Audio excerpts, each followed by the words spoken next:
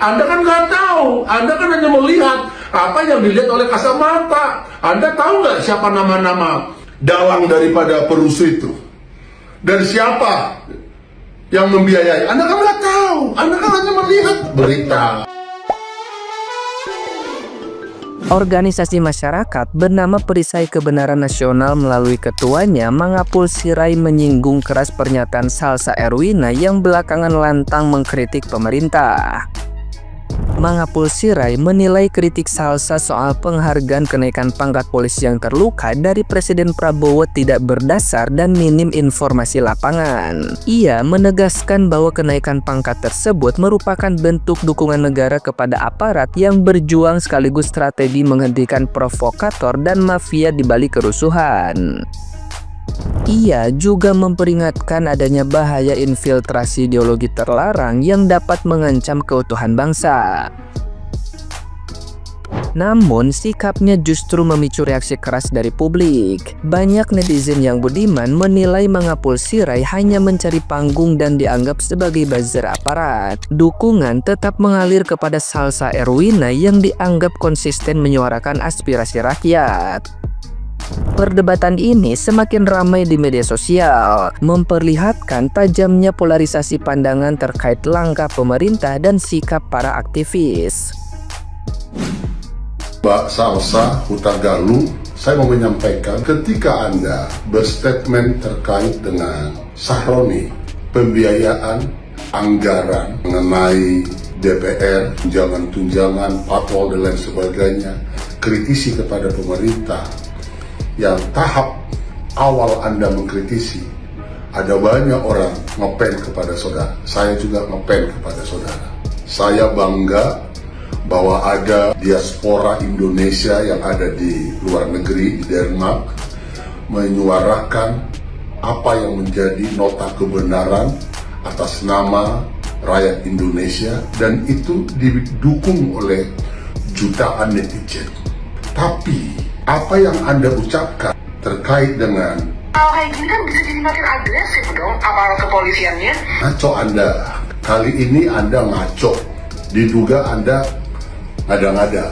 Anda tidak ikut di lapangan. Saya Mangapul Sirait, seorang mahasiswa Fakultas Hukum di universitas yang ada di Jabodetabek. Walaupun saya tidak menyebut saya berbicara atas nama kampus, tapi atas nama mahasiswa dan atas nama aktivis. Saya ada beberapa hari yang lalu di lapangan juga, turut menyuarakan apa yang menjadi tuntutan unjuk rasa masyarakat, yang dimana aspirasi itu disampaikan oleh mahasiswa, oleh para aktivis, oleh para serikat pekerja, saudara-saudara kita, abang-abang kita yang ada di pekerja ojol, ya, terkait adanya yang meninggal, kita sangat prihatin. Terkait yang adanya luka-luka, sangat kita prihatin. Itulah risiko dampak daripada sebuah demokrasi yang harus benar-benar makin mengarah kepada seperti negara-negara yang berkesadaran hukum. Maksud daripada Prabowo mengatakan naikkan pangkat kepada mereka yang adalah terluka, bahkan terancam nyawanya. Artinya mereka melaksanakan tugas bela negara dalam sebuah keprajuritan, apa TNI atau Polri, supaya mereka benar-benar disupport, didukung oleh Panglima tertinggi, yaitu Bapak Presiden yang adalah kepala negara, kepala pemerintahan, panglima tertinggi. Dan itu adalah cara supaya para mafia-mafia yang mendalangi kerusuhan, karena saya ada di sana, mafia-mafia yang sudah kabur, buronan sekarang lari ke luar negeri, dan diduga adanya para pejabat-pejabat yang selama ini berteman sama mafia yang kabur itu. Ingat, Freddy Budiman, seorang bandar narkoba yang telah dihukum mati, ya, yang telah dihukum mati, bandar narkoba yang telah dihukum mati, dia mengatakan apa? Ditanya oleh wartawan, apa yang Anda mau sampaikan sebelum Anda dieksekusi pidana mati? Dia mengatakan apa? saya sudah jadi mu'alaf, saya sudah mendapat hidayah, dan saya mau Indonesia diselamatkan, generasi muda, anak bangsa dari narkotika. Dan ada beberapa oknum jenderal yang sudah menerima dari saya uang yang sangat banyak supaya mereka juga diproses. Negeri ini harus diselamatkan, diubah nasibnya dari orang-orang yang jujur, orang-orang yang punya hati seperti Anda ketika mengkritisi Sahroni, kita dukung. Tetapi ada sekian banyak orang yang adalah anggota Indonesia Gelap, yang adalah anggota daripada ormas terlarang, bahkan partai yang terlarang sekian puluh tahun yang lalu, partainya sudah dilarang, ormasnya sudah dilarang, tetapi hendak mengubah ideologi Pancasila menjadi sebuah sistem yang menurut dia itulah yang tepat, yang berlawanan dengan kenasionalisan dan berlawanan dengan ideologi Pancasila. Jadi Mbak Salsa Huta Galung yang pernah tersanjung dihormati oleh banyak orang terkait dengan kritik Anda kepada pemerintah, kita sama, ya, mahasiswa sama.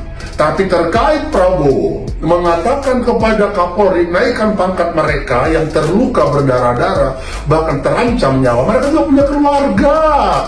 Seperti Anda punya keluarga, mereka juga punya keluarga.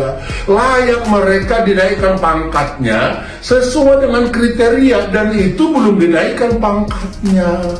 Itu manuver caranya Prabowo supaya jelas sikap pemerintah, bahwa pemerintah bersikap tegas mendukung aparatnya, itu presidennya, supaya provokator itu ngedon, supaya masyarakat yang dibayar tinggi itu batal, gagal untuk melanjutkan niat jahatnya karena sudah diiming-iming, bahkan sudah dikasih sekian persen saat seperti ini, sekian pembayaran, saat seperti ini sekian pembayaran. Anda kan nggak tahu, Anda kan hanya melihat apa yang dilihat oleh kasat mata. Anda tahu nggak siapa nama-nama dalang daripada perusuh itu, dan siapa yang membiayai? Anda kan nggak tahu, Anda kan hanya melihat berita.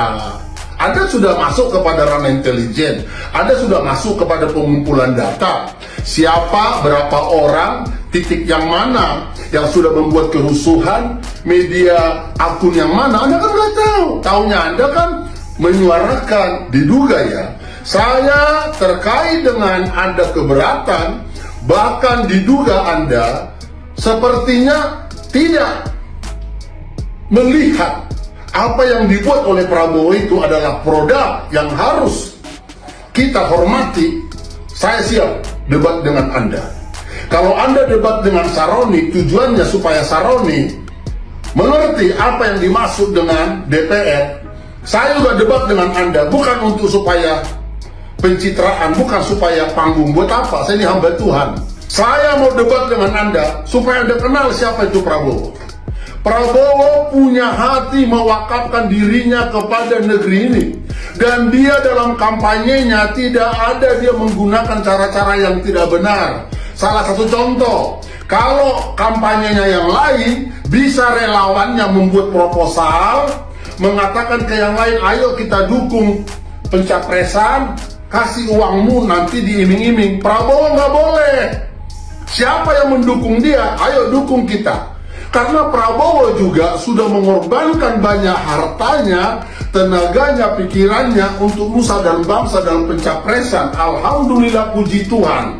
Saya sebagai seorang Kristen, Tuhan Yesuslah yang telah membuat Prabowo itu sampai kepada pencapresan yang sukses. Sekarang apa tugasnya Prabowo? Memimpin negeri ini, kita dukung dia. Harap Anda jangan asal berbicara. Untuk kali ini Anda kepleset. Tapi untuk Anda mengkritisi Sahroni, saya sudah lebih awal mengkritisi Sahroni. Bahkan Sahroni pernah mengatakan, saya pasang badan untuk apa yang dibuat oleh Periset Kebenaran. Sahroni mengatakan siap pasang badan. Apa yang terjadi? Bahkan Sahroni ada saya lihat dalam dia memberi keterangan kepada pewawancara bahwa dia pernah menjadi raja minyak, dibeli minyak sangat murah sekali lalu dijual tinggi. Minyak apa yang dibeli murah? Semuanya sudah ada aturan. SPBU ada aturan bahan bakar industri ada aturan, kok bisa Saroni bilang dibeli minyak semurah-murahnya lalu dijual yang sangat tinggi? Ini pertanyaan bagi saya. Jadi Mbak Salsa, jangan tambah pernyataan kalau tidak membangun negeri, tambahlah pernyataan seperti Anda pertama memberi statement dan semua mendukung saudara. Wassalamualaikum warahmatullahi wabarakatuh.